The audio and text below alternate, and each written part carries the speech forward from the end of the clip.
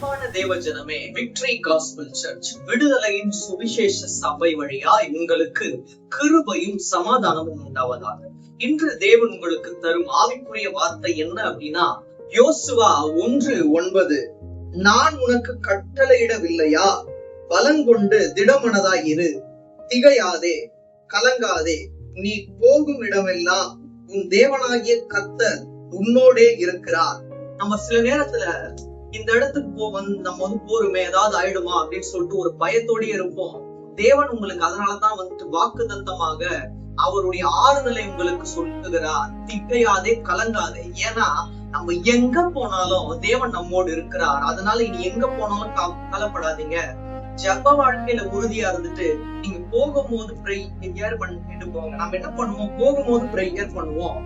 என்ன சேஃபா கொண்டு போயிட்டு என்ன சேஃபா கொண்டு வந்தீங்களேன்னு சொல்லிட்டு வரும்போது நம்ம ப்ரேயர் பண்றது இல்ல.